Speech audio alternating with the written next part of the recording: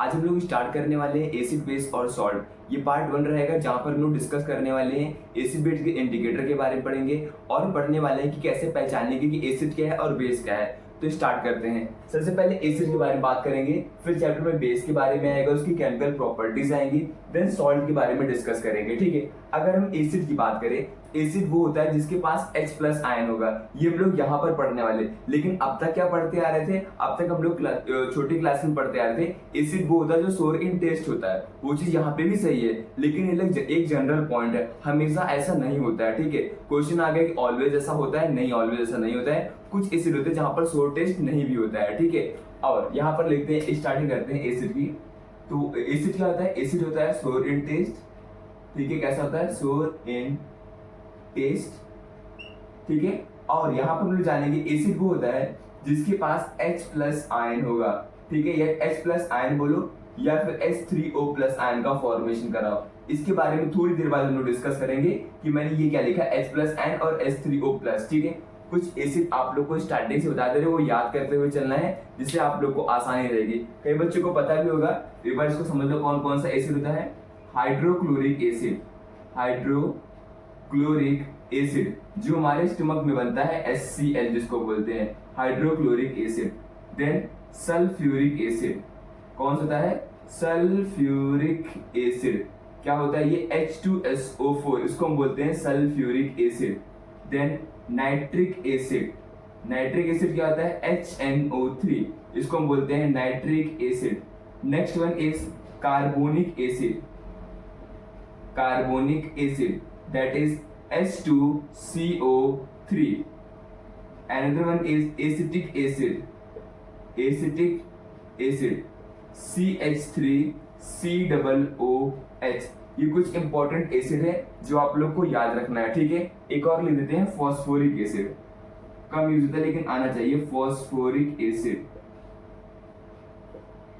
H3PO4। क्या क्या हो गया, hydrochloric acid HCl, sulphuric acid H2SO4, nitric acid HNO3, carbonic acid H2CO3, acetic acid CH3COOH और phosphoric acid H3PO4। ठीक है, इस तरीके से सारे एसिड आप लोग को याद होने चाहिए। ठीक है, कुछ स्ट्रॉन्ग भी होते हैं, कुछ वीक होते हैं। ठीक है, उसके बारे में आगे डिस्कस करेंगे। अब आते हैं बेस के ऊपर। बेस कैसा होता है, बेस होता है बिटर इन टेस्ट। बेस कैसा होता है, बिटर इन टेस्ट। वही यहाँ पे पॉइंट रहेगा, हमेशा के लिए नहीं होता है, बस ये जनरल पॉइंट है। ठीक है, ऑलवेज ऐसा नहीं होता है। और बेस के पास क्या होगा, OH माइनस आयन होंगे। बेस के पास क्या होगा, OH माइनस आयन होगा, इसलिए उसको क्या बोलेंगे, बेस। बेस सोपी इन टच होता है। ठीक है, जैसे आप लोग अगर साबुन को छुओ एकदम झाग टाइप बिल्कुल स्लिपरी सा लगता है, वैसे ये भी कैसा होता है, सोपी इन टच, सोपी टच लगता है इसका। ठीक है, अगर देखना चाहते हैं इसका एग्जांपल बेस का, तो साबुन ही हमारा घर में जो होता है यूज करते हैं साबुन, वो बेस होता है। ठीक है, लाइम वाटर हो गया, वो भी एक तरीके से बेस होता है। एग्जांपल कौन कौन सा इसमें है, कुछ एग्जांपल आप लोगों को इसका भी याद रखना है। जैसे NaOH ले लेते, पहले NaOH ज्यादा यूज होता है। सोडियम हाइड्रोक्साइड, क्या बोलते हैं इसको, सोडियम हाइड्रोक्साइड। OH देखो यहाँ पे आ रहा है, KOH, potassium hydroxide, potassium hydroxide. MgOH का होल ट्वाइस, MgOH का होल ट्वाइस, इसको बोलते हैं मैग्नीशियम हाइड्रोक्साइड।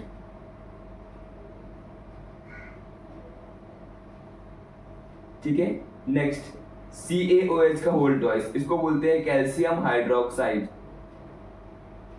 Calcium hydroxide. इसका एक और नाम है, इसको बोलते हैं slagged lime.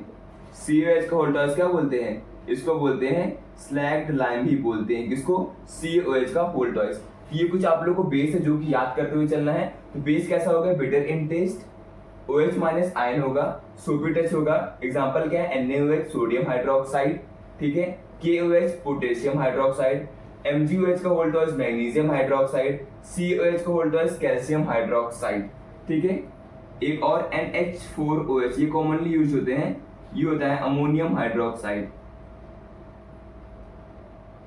Ammonium hydroxide. Next अब जैसे मान लो कि मुझे सोल्यूशन दे दिया गया है, जैसे मान लो इसमें एक, ये मान लो कि एक टेस्ट ट्यूब है, ठीक है, इसमें भर करके इतना इतना सोल्यूशन दे दिया गया। अब मुझसे कहा गया पहचानो ये एसिड है या फिर बेस है, तो उसकी पहचान कैसे करते हैं? तो पहचान करने को हम लोग बोलते हैं इंडिकेटर।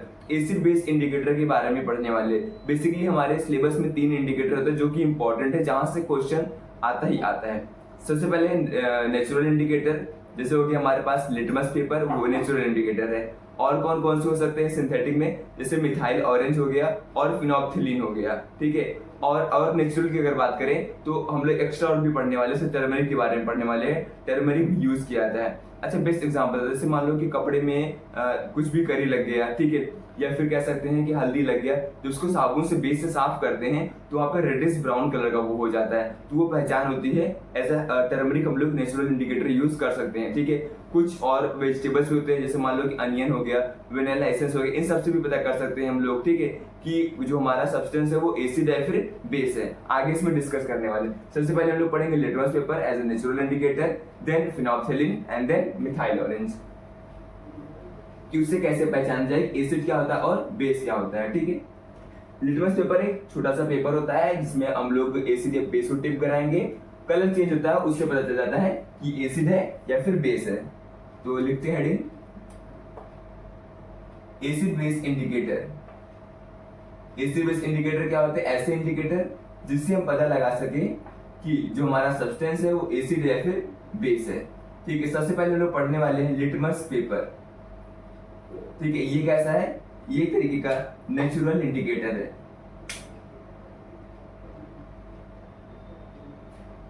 नेचुरल इंडिकेटर होता है, ठीक है।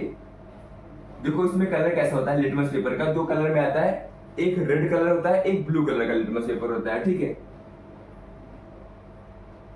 कौन कौन से कलर होते हैं? रेड कलर और ब्लू कलर का होता है।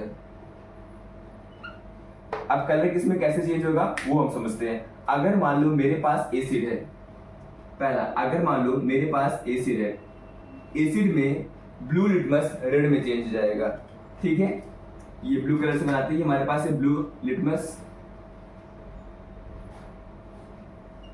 अगर इसको एसिड के सॉल्यूशन में ले जाते हैं और डिप कराते हैं, ठीक है, इसमें डिप कराते हैं, ये किस में चेंज हो जाएगा? ये जो पेपर है, जैसे मान लो इस तरीके से होता है, ये ब्लू लिटमस हो गया,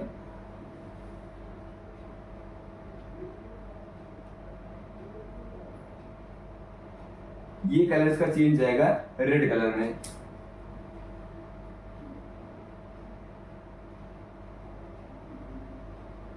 ये कब होगा? जब इसको हम लोग एसिड में डालेंगे, ठीक है। मैंने इस तरीके से लिया, ये समझना है ऐसे, ठीक है। जैसे मान लो ये ब्लू लिटमस है, ठीक है, ये लिया हमने, एसिड में डिप कराया, डिप कराने के बाद ये किस में चेंज जाएगा? रेड कलर में चेंज हो जाएगा, ठीक है। यहां से पहचान होती है कि वो एसिड है, किस में चेंज जाएगा? रेड लिटमस में बदल जाएगा, ये रेड लिटमस हो जाएगा, ठीक है, रेड इन कलर। आगे अगर मान लेते हैं यहाँ पे हमने स्टार्टिंग में रेड लिटमस ले लिया, तो ये कैसे लिटमस है? रेड लिटमस है, ठीक है, रेड कलर का है।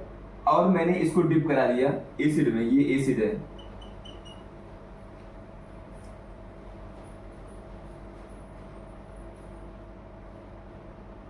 तो रेड लिटमस पे कोई भी फर्क नहीं पड़ने वाला है। इसमें डिप कराएंगे तो ये रेड इन कलर ही रहेगा, इसमें कोई भी चेंज नहीं आएगा। तो एसिड में क्या होता है? ब्लू लिटमस रेड में चेंज होगा। अगर ऑलरेडी वो रेड कलर का लिटमस है, उसको हम एसिड में डालते हैं, उसमें भी कोई चेंज नहीं आएगा, ये रेड इन कलर ही रहेगा, पहले भी और बाद में भी रेड कलर का रहेगा, ठीक है। तो एसिड था हमारे पास, मेरे पास था ब्लू लिटमस, उसको मैंने डिप कराया किसके अंदर? एसिड के अंदर, तो वो रेड लिटमस में बदल गया, मतलब रेड इन कलर हो गया। फिर हमने रेड कलर का लिटमस लिया, उसको डाला एसिड में, तो रेड ही कलर में रह गया, ठीक है। ये किस में होगा? एसिड के अंदर होगा। अगर बात करें बेस की, तो बेस में जस्ट इसका उल्टा हो जाएगा। बेस में क्या हो जाएगा?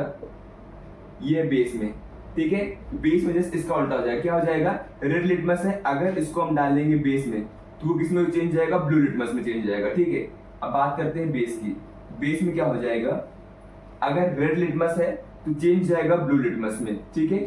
और यहाँ पर रेड लिटमस बता दिए, अगर ब्लू लिटमस है तो वो चेंज हो जाएगा, ब्लू में ही रहेगा, कोई चेंज इसमें नहीं आएगा। अगर ब्लू कलर का लिटमस है, ये देखो ब्लू कलर का लिटमस है,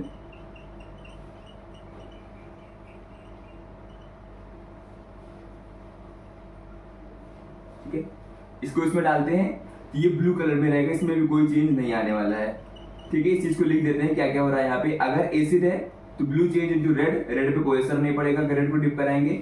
अगर बेस है तो रेड लिटमस ब्लू में चेंज हो जाएगा। ये हो गया एसिड में और बेस में कैसे पहचानेंगे कि कौन है एसिड और कौन है बेस, ठीक है। लिटमस पेपर का ये टेस्ट हो गया, ठीक है। इस चीज को बस पॉइंट आउट करके अलग से लिख देना है।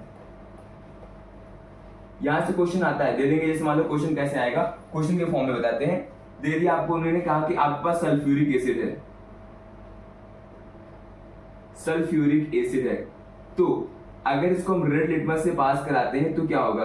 तो याद रखना है, रेड लिटमस से पास कराएंगे तो ये एसिड है, एसिड रेड लिटमस में कोई इफेक्ट नहीं करेगा, वो रेड इन कलर ही रहेगा, रेड कलर में ही रहेगा।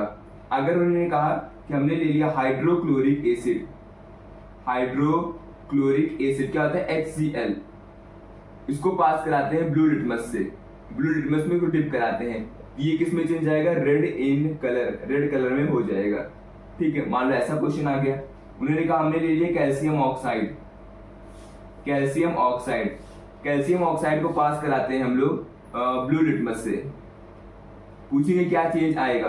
तो कैल्शियम ऑक्साइड एक बेस होता है, पानी में जाते हुए कैल्शियम हाइड्रोक्साइड बनाता है CaOH का होल्ड, जिसको हम बोलते हैं स्लैग लाइन। तो ब्लू लिटमस ब्लू में ही रहेगा, blue litmus blue in colour में ही रहेगा, उसमें कोई भी चेंज नहीं आएगा। अगर ये रेड रहता, रेड लिटमस होता तो ये ब्लू में चेंज हो जाता, ब्लू इन कलर हो जाता। इस तरीके से क्वेश्चन बना के दे देंगे, इसलिए आपको याद रखना चाहिए कौन सा एसिड है और कौन सा बेस है। जैसे सल्फ्यूरिक एसिड हो गया, हाइड्रोक्लोरिक एसिड हो गया, एसिटिक एसिड हो गया, ये याद रखना है कि हाँ ये एसिड है। बेस भी याद रखना है कि बेस में हाइड्रोक्साइड मतलब OH माइनस आयन आता है। नेक्स्ट अगला टेस्ट की बात करते हैं, पहला हो गया लिटमस, नेक्स्ट आ जाएगा फिनोप्थिलिन। ये भी एक सोल्यूशन होता है, सिंथेटिक इंडिकेटर के अंदर ही आता है फिनोप्थिलिन। सेकेंड इंडिकेटर है फिनोल्फिलीन। फिनोप्थिलीन क्या करता है एसिड और बेस में, उसको समझते हैं। अगर हमने फिनोप्थिलीन की बात करते हैं, एसिड में क्या होता है, बेस में, ऐसे याद रखो, ठीक है। एसिड और बेस में, तो एसिड में ये कलरलेस हो जाता है, क्या हो जाता है, कलरलेस हो जाता है। अगर हम बात करें बेस में, तो बेस में ये पिंक कलर का हो जाएगा, बस ये अच्छे से याद रखना है। फिनोप्थिलीन की बात करें, अगर उसको हम एसिड में डालेंगे, जैसे मान लो मैंने सल्फ्यूरिक एसिड में डाल दिया, तो वो जो कलर उसका चेंज आएगा और ये कैसा हो जाएगा, कलरलेस हो जाएगा। अगर बेस में डालते हैं, जैसे कैल्शियम हाइड्रोक्साइड में हमने डाल दिया, तो बेस में ये जो हो जाएगा फिनोप्थिलीन, वो पिंक कलर में चेंज हो जाएगा। किस कलर में हो जाएगा, पिंक कलर में। नेक्स्ट वन, थर्ड इंडिकेटर है हमारे पास मिथाइल ऑरेंज। अब मिथाइल ऑरेंज की बात करें, मिथाइल ऑरेंज को अगर हम एसिड में डालेंगे तो वो रेड कलर का हो जाएगा, जैसे ब्लू लिटमस रेड में हो रहा था लिटमस पेपर में, वैसे यहाँ पे मिथाइल ऑरेंज एसिड में रेड कलर का हो जाएगा और बेस में येलो कलर का हो जाएगा। किस कलर का हो जाएगा, येलो कलर का हो जाएगा, ठीक है। ये होगा फिनोप्थिलीन, ये मिथाइल ऑरेंज। लिटमस पेपर का भी लिख दो, अगर एसिड है तो ब्लू लिटमस रेड में चेंज जाएगा, अगर बेस है तो red litmus blue in colour हो जाएगा, ठीक है। और फिनोप्थिलीन है acid colourless, base pink in colour. Methyl orange है एसिड रेड इन कलर और बेस येलो कलर का हो जाएगा।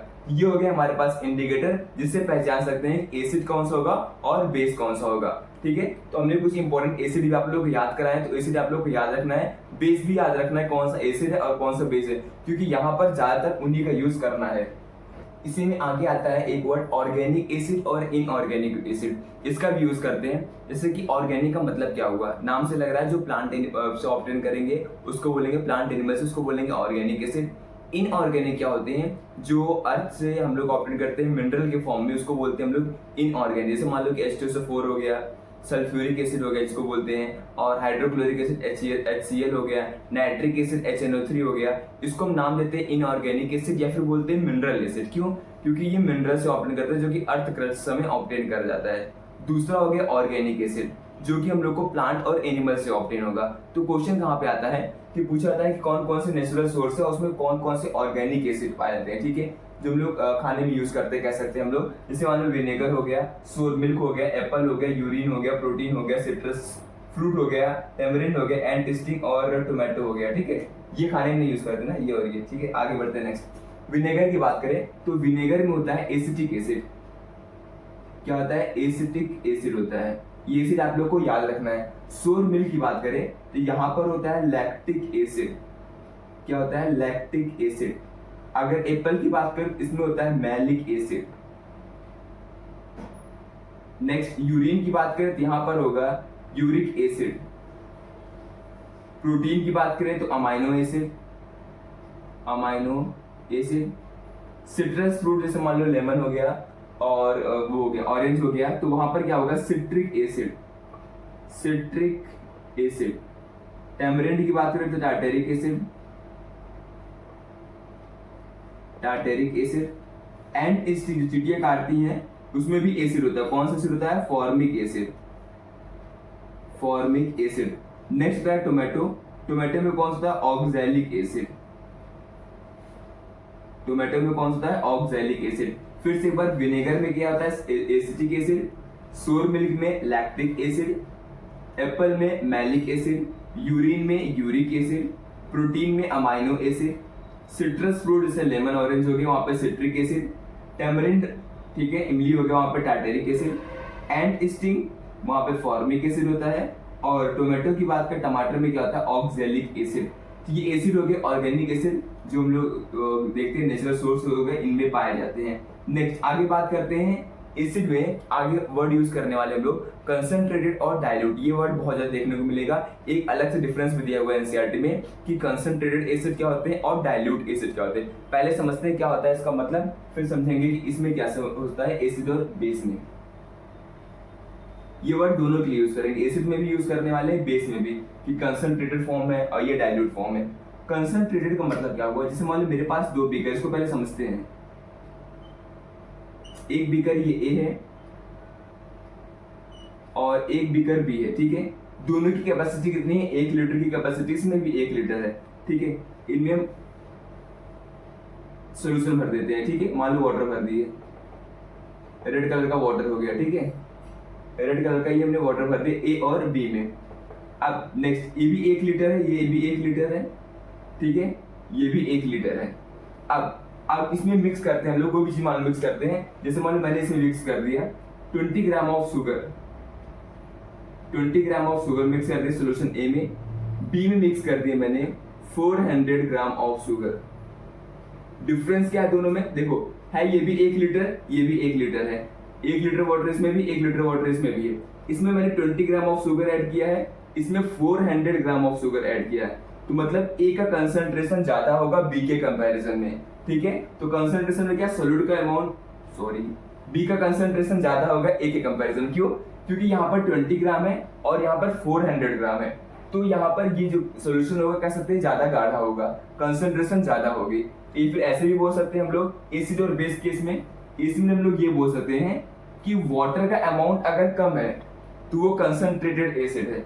अगर मैंने बोला कंसंट्रेटेड एसिड की बात कर रहे हैं, एसिड और बेस चाहे जो हो सकता है, कंसंट्रेटेड की बात करें तो वो हो गया जहां पर कंसंट्रेटेड में वो हो गया जहां पर वाटर का अमाउंट कम होगा, उसको हम बोलेंगे कंसंट्रेटेड। अगर वाटर का अमाउंट बढ़ गया उसको हम क्या बोलेंगे? डाइल्यूट। ये दो वर्ड हम लोग यूज करने वाले, कंसंट्रेटेड और डाइल्यूट। कंसंट्रेटेड में पानी कम होगा, डाइल्यूट में पानी ज्यादा होगा। इस एग्जांपल से जहां पर बी क्या है? बी ज्यादा कंसंट्रेटेड है ए के कंपैरिजन में। अगर पूछे डाइल्यूट कौन सा ज्यादा है, ए ज्यादा डाइल्यूट है बी के कंपैरिजन में, ठीक है। तो कंसंट्रेटेड मतलब क्या हो गया? जैसे मान लो कि हमने यूज किया HCl, ठीक है। हमारे जो पेट में होता है वो HCl, वो हाईली कंसंट्रेटेड HCl होता है, मींस वाटर का अमाउंट इसमें कम होता है, तो वो कंसंट्रेटेड हो गया। अगर वाटर मिक्स कर देते हैं एसिड में तो वो कैसा हो जाएगा? वो डाइल्यूट हो जाएगा। क्यों? क्योंकि वाटर का अमाउंट बढ़ गया। तो वाटर के अमाउंट डिपेंड करता है कोई चीज कंसंट्रेटेड है या फिर डाइल्यूट है। अब आगे स्टार्ट करने वाले हैं प्रॉपर्टीज ऑफ एसिड। प्रॉपर्टीज की बात करते हैं, पहले फिजिकल प्रॉपर्टीज पढ़ेंगे क्या क्या है इसमें। एसिड की बात करें, एसिड आर सोर इन टेस्ट, ये हम लोग पढ़ते आ रहे हैं स्टार्टिंग से ही।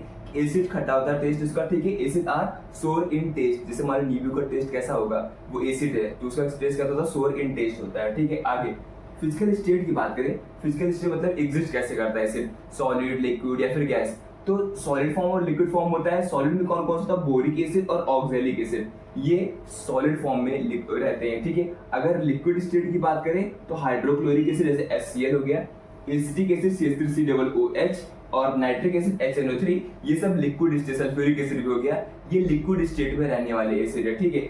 आगे क्या, आगे इफेक्ट ऑफ इंडिकेटर, इंडिकेटर का क्या इफेक्ट होता है, फिर से एक बार रिवाइज करेंगे कि इंडिकेटर कौन कौन से थे। नेचुरल इंडिकेटर में आ गया लिटमस, और कौन कौन सा था, दो और पढ़े थे हम लोग अलग थे, वो थे फिनोप्थिलीन और मिथाइल ऑरेंज। लिटमस पेपर की बात करें तो एसिड में अगर बात करें, एसिड में वो ब्लू लिटमस को रेड में करता है और रेड पे कोई इफेक्ट नहीं पड़ता है, ठीक है। अगर रेड को डिप कराएंगे एसिड में तो कोई इफेक्ट नहीं पड़ेगा। बेस की बात करें तो बेस के केस में क्या होता है, वो ब्लू रेड लिटमस को वो ब्लू में कन्वर्ट करेगा। अगर ब्लू लिटमस को बेस में डालेंगे तो कोई इफेक्ट नहीं देखने को मिलेगा। फिनोप्थिलीन की बात करें तो फिनोप्थिलीन बेस में पिंक कलर का हो जाएगा, एसिड में कलरलेस रहेगा। मिथाइल ऑरेंज की बात करें, एसिड में रेड इन कलर, बेस में येलो कलर का हो जाएगा। ये आप लोग कलरेशन याद रखना है, किसमें क्या कलर हो रहा है, लिख लिख के प्रैक्टिस करना है ताकि कभी कंफ्यूजन ना हो उसमें। नेक्स्ट आगे बात करते हैं इफेक्ट ऑफ कंडक्टिविटी। तो एसिड का बहुत इंपॉर्टेंट रोल होता है कंडक्शन में। जैसे इन्वर्टर की बैटरी वगैरह की रिचार्ज करनी होती है, वहाँ पे इलेक्ट्रोलाइट डालते हैं तो वो एसिड होता है, ठीक है। कंडक्शन करने के लिए एसिड का यूज करते हैं। कहीं पे अगर कंडक्शन बढ़ाना हुआ तो क्या करते हैं, एसिड डाल दो वहाँ पे। एसिड डालने से क्या होता है, उसके आयंस होते हैं ना, कि इसमें मान लो प्लस कटायन हो गया और नेगेटिव एनायन हो गया, उससे जो होती है वो कंडक्टिविटी बढ़ जाती है। आज यही तक हम लोग पढ़ेंगे फिजिकल प्रॉपर्टीज तक। नेक्स्ट लेसन हम लोग केमिकल प्रॉपर्टीज देखने वाले एसिड की और बेस स्टार्ट करेंगे, और बेस में इसे पढ़ने वाले बेस में इंडिकेटर के बारे में डिस्कस करेंगे, देन फिजिकल प्रॉपर्टीज और उसके बाद केमिकल प्रॉपर्टीज, और लास्ट टॉपिक क्या बचता है फिर सॉल्ट के बारे में भी डिस्कस करेंगे। आई होप आप लोग को लेक्चर अच्छा लगा होगा। अगर कोई भी डाउट होता है, इनकेस कोई डाउट आता है, आप लोग कमेंट सेक्शन में जाकर के पूछ सकते हैं। बाकी थैंक्स फॉर वॉचिंग।